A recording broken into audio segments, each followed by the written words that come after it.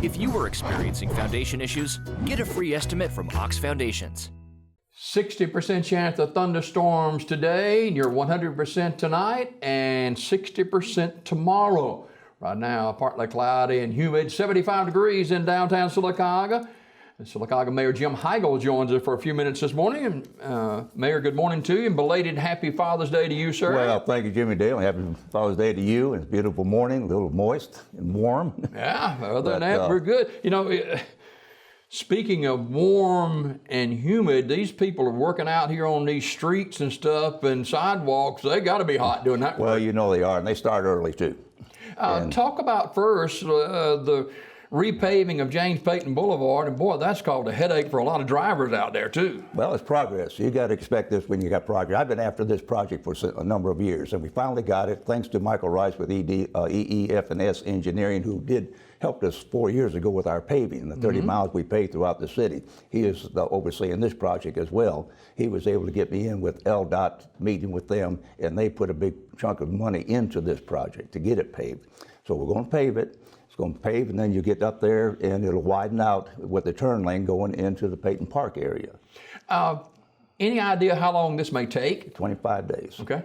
25 working days. That does not include rain days or weather days or something like that. It's a little bit inconvenient, and that's all. When we had the pre-construction meetings, I also invited the police chief and the fire chief there. We have a number of wrecks in that area, and they're always called, so they are aware of that. So they will be allowing for any kind of emergency in that area. Now, we're not patching, we're repaving. We're repaving. We're going down to the bottom. You milled it all the way down to the base. And do it right. Do it right the first time, she'll last a heck of a lot longer. So what do you recommend to people? You know, that thoroughfare right there goes into Walmart and goes out to the banks, and automobile dealerships and places like that. A lot of traffic on that road. A lot of traffic. That's the reason we have to get it repaved, because we're going to lose it completely if we haven't started as soon as we have. So recommendations as to different routes maybe? With different routes. If you want to go on up Fort Williams and cut back that way, or if you want to go through Oak Grove and cut back through Oak Grove, you don't want to miss a little bit longer, but it's got to be done. We have to have it. And also, we got the change order to go ahead in 511, which touches James Payton. We're running a census, not a census, but testing now for putting a light in that area. Also, we'll put vinyl striping all the way from 4th Street all the way up to the red light at Alabama Avenue coming into 511. So all that's going to be remarked. It's going to be nice when we get finished with it. And of course, progress comes with a price. What about the dollars and stuff that's going to be tied up with this? Well, like I said, LDOT's putting the biggest chunk into this for us. They made a contribution to us. It's been about 2 years ago, and they held with it. And we got and they're putting the biggest amount of money into the paving and everything. Yes, the city's got a little bit of match in it. We were not able to get our 2020 grant. We were hoping to put a sidewalk and lighting down through there. Hopefully that may come in the future, you know, maybe a couple of years after we get some other things out of the way. Yeah, you got those apartment complexes in there and people going in and out of there. It'll be much better once it's done. Yeah, you see people walking, you see bicycling. Yeah. And we need to make arrangements for that in the future. Several years ago, we had a light installed up there at the top of the hill there. A lot of conversation, man, we need a light right there at James Payton. Well, you do, and that's the study is being made now for that. We're going to get it. Okay. It's going to take time. All right. But the study is being made now, and the new striping and everything. The new striping will be laid out for the future of that light. Sylacauga Mayor Jim Heigl joined us, and progress down near the high school with the building the sidewalks there. Well, that's 2018 and 2019 TAP grants. That is ED&T Engineering is doing that. They had a little drainage problem there. They had to reshoot the elevations and everything else to allow for drainage, but they're getting back on track with that project. And also between 2nd and 3rd Street behind Odie's and Fermenters and all down through there, the entrances and all being redone, as you notice. The 18 and 19 TAP grants. What is a TAP grant, Mayor? That is money coming from LDOT, Alabama Department of Transportation. It's federal money comes to them. Same thing, money comes into ADECA, Alabama Department of Economic Growth and all. And that's money that we get. LWCF grant comes through ADECA, federal money. And now, it's 80-20. Okay. You They pay 80% of Okay. it, you pay 20%. That's not bad. No, it's not. Now, the demolition grant, that was 90-10. Wow. And of course, we're still having to fight that. We got some Yeah. issues with that demolition grant, but we do have a number of houses that we will be able to, hopefully this couple of months, be able to start tearing them down. They had a little quirk in there, some figures were mistyped and everything else, getting that straightened out. But we'll get back into the TAP grant, for the demolition grant. When do you think these projects will be completed? There's not really a time. I know, like I said, Payton Boulevard, they got 25 days. That was the contractors. Right. And but the 18 and 19 grant, there's not a time limit on that just yet. There wasn't even one when we first laid it out. But they're working as fast as they possibly can. Well, we had heavy rain over the weekend, and that washed out a lot of activities that we were planning on having. We got some more coming up in just a day or two downtown. Well, we sure have, and we got to be ready for it.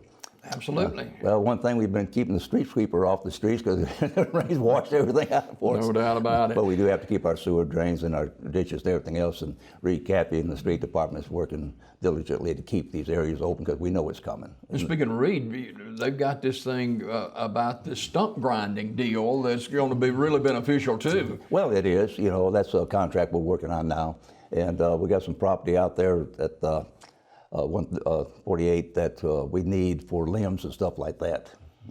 Speaking of 148, got a new sign out there A brand too. new sign. We thank the Beautification Council so much for what they've done. We went out there. You'll see it in the paper pretty soon. That's a beautiful piece of marble that came out of our quarry.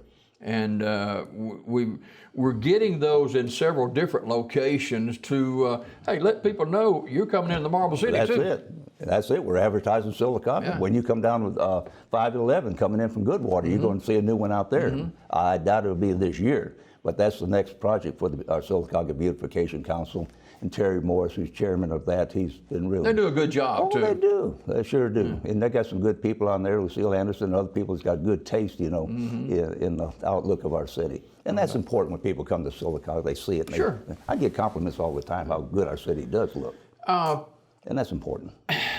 If social media is any indication, which you can take it with a grain of salt a lot of times, but Facebook has just been lit up. We here at the television station, we get comments.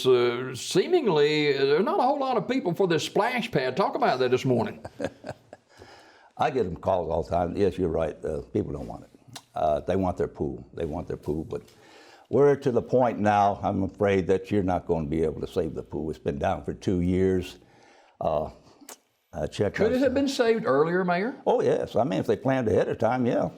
I mean, it's just like anything else. What you're seeing at Wendy's, they're preparing for the future. They're fixing the roofs and all that. Same thing with Burger King. They're remodeling there. They're keeping up with things. You've got to keep these things up.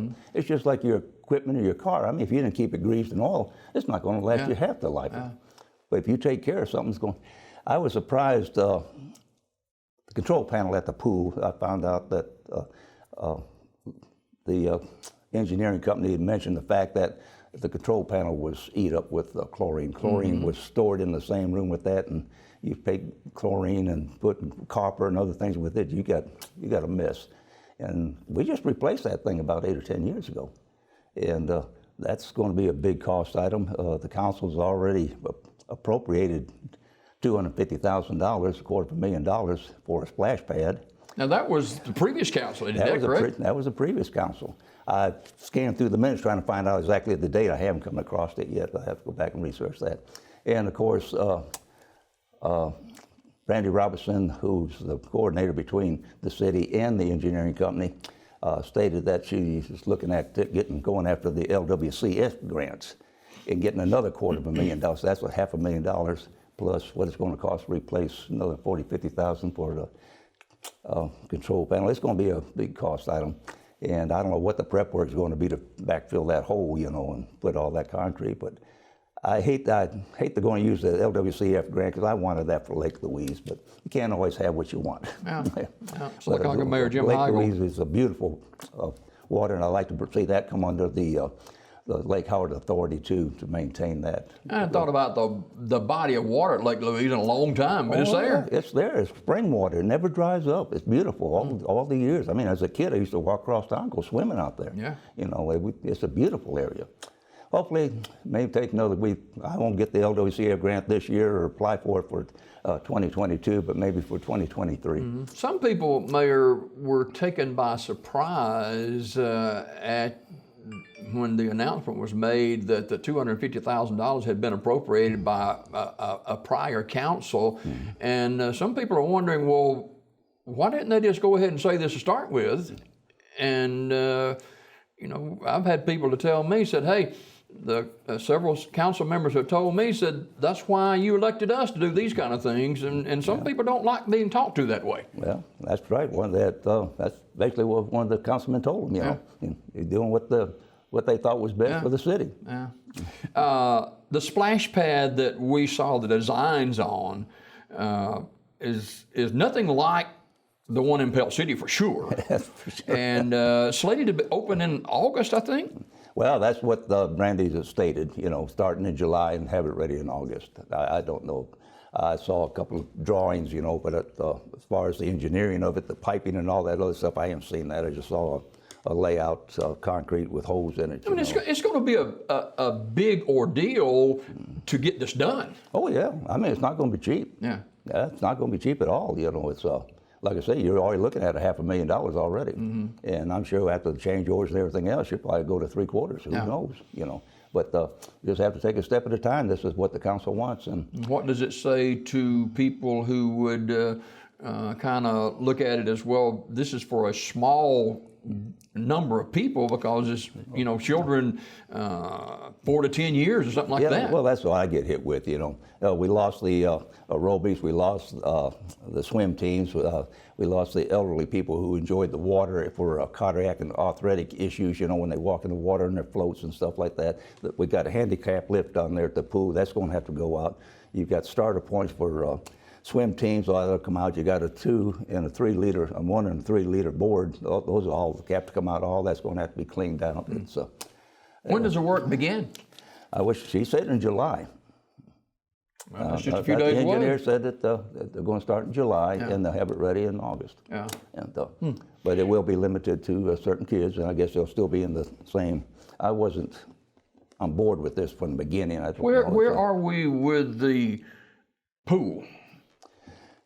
If you're going to put a community center in there with an indoor pool, you could look at another 3 or 4 years, maybe 5. I don't know. You're going to have to get the money. You're looking at $15 to $20 million. I mean, look at the prices of materials today. I mean, people talk about raising taxes. You already got taxes raised. Every time inflation it raises taxes. So, you know, but how are you going to pay for this stuff? That's something the council's going to have to decide. The public's going to have to. You got councilmen, you elect them, you need to talk to them. Express your opinions. And you don't need to be a hothead talking to them, but make your point. And make your point, make your common sense. I want to see it laid out. Why is this? How is this going to be handled? You know, let's take care of things. It's coming up in the industry, you know, we took a multi-million-dollar machine and shut it down and did maintenance on it and brought it back up and kept it going. You know, and those machines lasted 70, 80 years, you know, some over 70 years, you know. And you just got to take care of things. And I hope to see that this council, when they start doing this thing, they'll set out a program, a maintenance program, that we're appropriating this money here. I want you to take this amount of money, set it aside, and during this season, you will make all these repairs and have it ready for the next season. Has there decisions been made or haven't been made about the location that is proposed for this complex? No. Food World Building was mentioned, you know, to begin with, but the President Council said that has not been decided.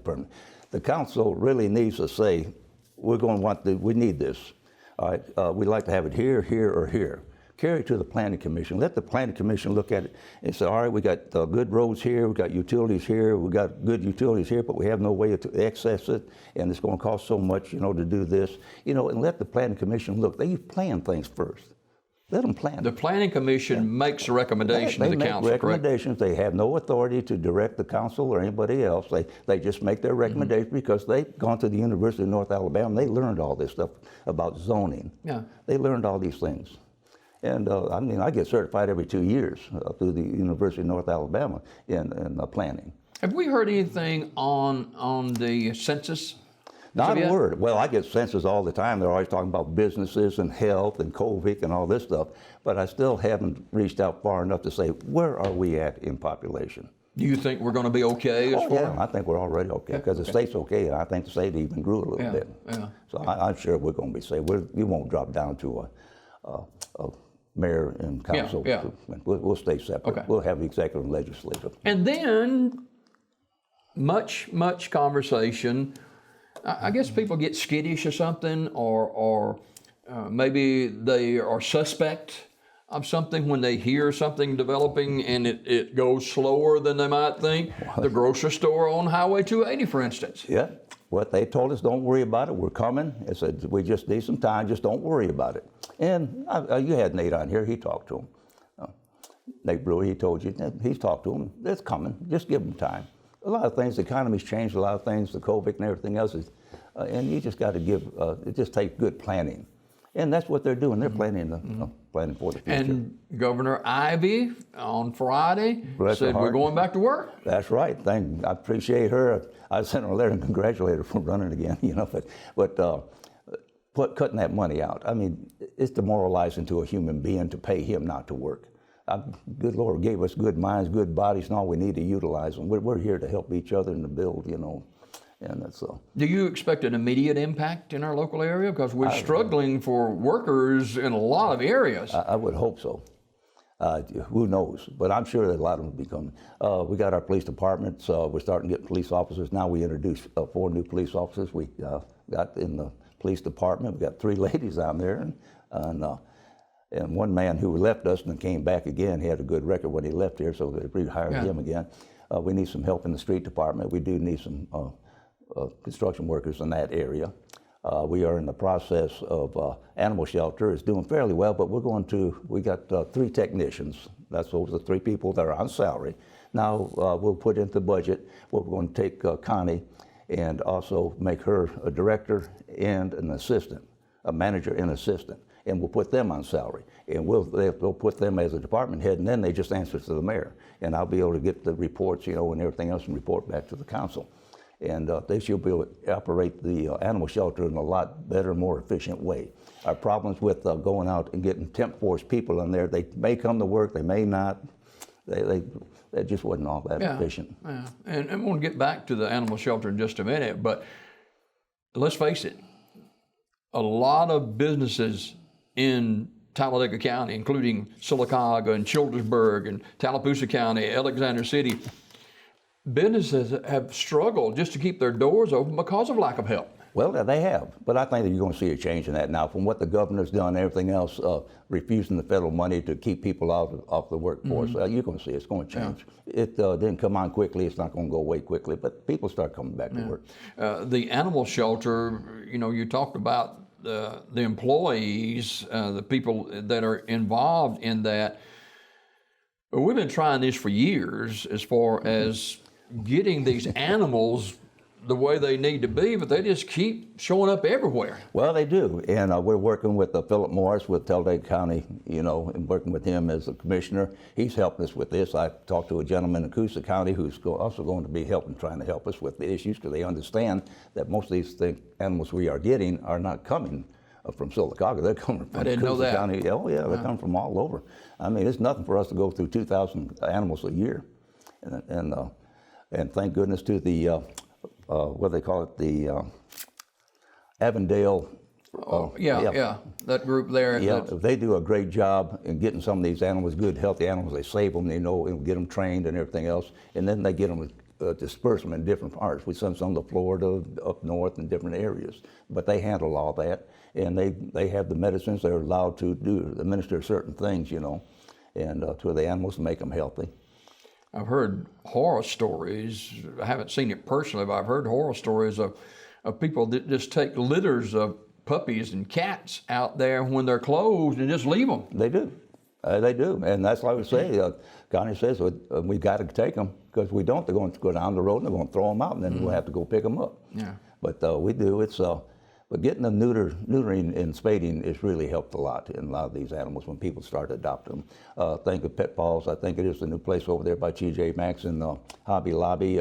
They take some of these cats and they put them over there, and they don't last long. I went over there and saw one cat. I said, gosh, I'm going to get that thing. I went home and asked the wife about it, and then by the time you got back, it's gone? It was gone. I said, but it was a pretty cat. But they do have some beautiful animals, and Connie does a great job in doing that, but she just needs the authority to run it. And finally, as mayor of Sylacauga, Tallapoosa County is an adjoining county, and horrible tragedy on I-65 on Saturday, and Tallapoosa County Girls Ranch, which is a part of the Sheriff's Association, hit very hard there. It was. I don't know the details on all that, but it's a shame, it's to lose that kind of life so early. Yeah, it really is. It's a shame. And Twinks, I guess, we lost Jim Green last week, and I don't know what that's going to do to our Frosty Inn reunion. I hope somebody will be able to pick up on it. Last time they met, they came to the American Legion when they used our Legion up there for their last. They had a great time, and that brings a lot of people back into Sylacauga. But Twinks did a great job. He did. You had him here. He did a great job. He had a great voice for radio. Yeah, he didn't have much of a face for TV, kind of like me, but he had a great voice for radio. Problem, I don't know why you put these cameras up here. I think we need to go in the radio. That's no doubt. Anyway, but Jim will certainly be missed. And one of the things that Jim did was he promoted Sylacauga, Alabama. He was a great ambassador for this town. He was, and also used him, as a shortwave operator too, as well. So when we have emergencies, they always let Jim know, because that'd be our last line of communications. If we lost all our power and everything else, we have to depend on shortwave, like people like Jim, that. And there's 2 or 3 others here in Sylacauga that help us with communications. Did we suffer flooding here in Sylacauga with the heavy rains that you know of? Well, we had a certain amount of flooding, but it was gone in a matter of minutes after the rains went through. It drew it on off. Thank goodness our creeks and everything else were fairly low before that last one hit. And now she'll start drying up a little bit more, It's sure messed up my golf game, though. Yeah, well, some things our golf game can't be helped by. That's the truth. Sylacauga Mayor Jim Heigl joins us. If you're driving out on James Payton Boulevard, be careful. Be very patient, be careful. And if you want to take an alternate route, you can do that too, because they're going to be in there probably 3 more weeks or so, right? Yeah, well, 25 days, a couple more weeks, 2 to 3 more weeks, they'll be. But you're going to really love it. Once it gets finished there, that's part of progress. We had the same issues, when we were paving the 30-something miles throughout the city. You had issues on Fort Williams, 4th Street, and all these others, But it's all part of progress. We're growing, and that's what I like. We're growing and everything else, and I know the economy's booming and prices are high, and like I said before, it's people talk about tax increase. Well, we've already got a tax increase. When inflation takes care of that, it's going to increase your sales tax. Well, a whole lot of people is too excited about another tax increase, that is for sure. 20 minutes after the hour, Sylacauga Mayor Jim Heigl joins us this morning. Mayor, always a pleasure, sir. Thanks for coming. Well, it's my pleasure, and thank you, Jimmy Dale, for the invitation. All right, we got more coming up on Daybreak just ahead.